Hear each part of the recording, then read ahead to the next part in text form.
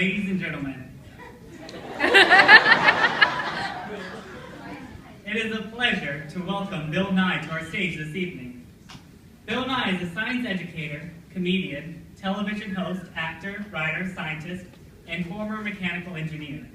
He is best known as the Disney PBS children's science show, Bill Nye the Science Guy. Woo!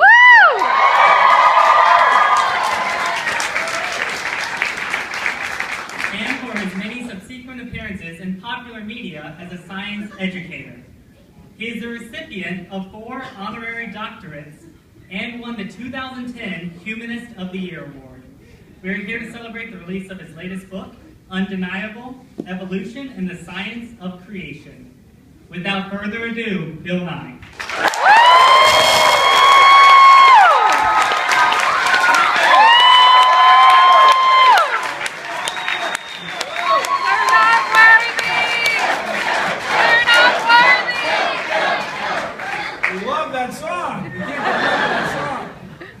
How many people are here tonight? That's great.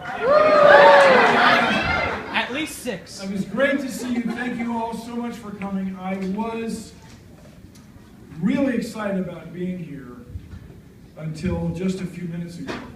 No, somebody came up to me and said, "Is Bill Nye your real name?" And I said, "It's William Nye." And he said, "Well, why did you change it?"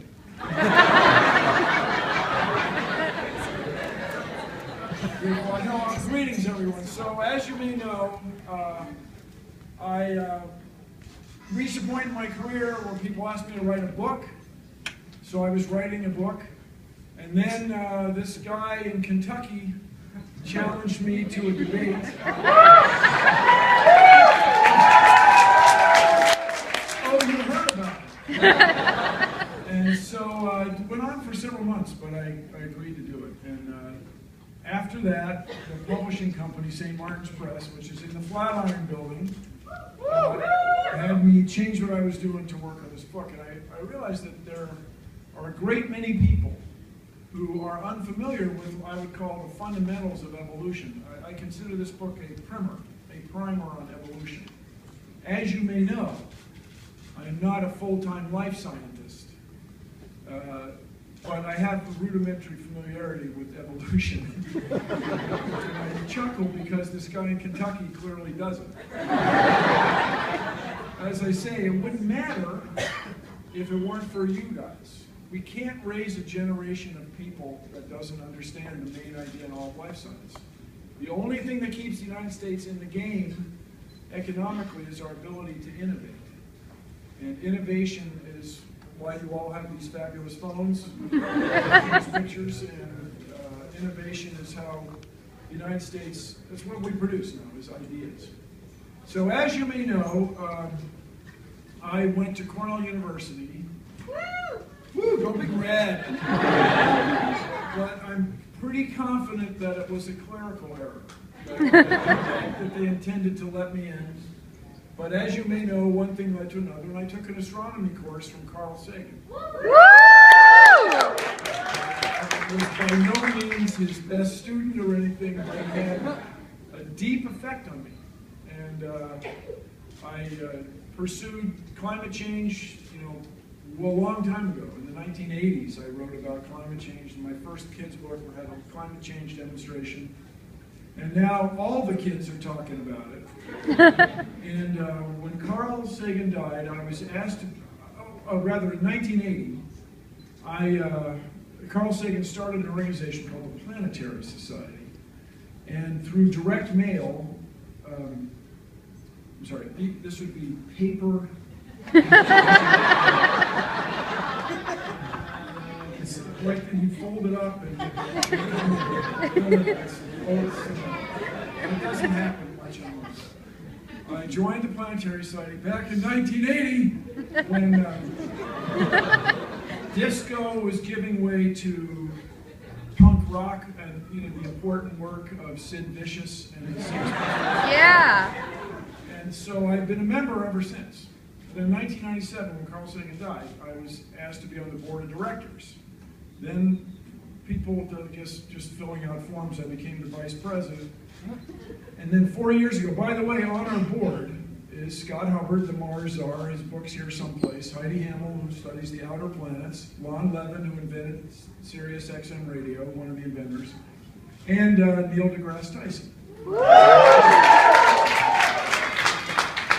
And so 4 years ago, at these meetings, I'll admit, these guys are connoisseurs of wine. Something happened, and now I'm the CEO. So,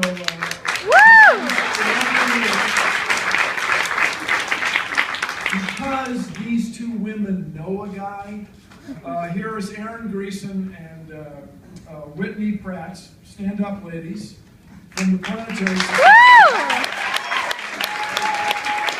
Any other members of the Planetary Society? Anybody out here? Yes, I love you. Yes, we love you, man. But we at the Planetary Society advance space science and exploration so that humans, empowering humans everywhere to know the cosmos and our place within it. And I claim that if we had a more robust space program, not just in the United States, but worldwide, we would be innovating. We would be having new ideas. And you all may be alive when we discover life on another world. And if we do that, it will utterly change this world. Everybody will think very differently about his or her place in the cosmos, what I call our place in space. So these kind of musings are very straightforward for me. And I was at I was at a meeting of people who do science playwriting. Is that accurate? Yeah, science playwriting. And I met a guy who thought that my way of thinking was not worthless. And he became my editor. And he's the guy who told me to bottle these ideas. Instead of having 15 chapters, we have 37. And the guy who really guided me that way, almost every morning we would talk on the phone and he would direct me and made the book, I'm very proud of the book, and made the book what it is. And he's up here, Corey Powell. Woo!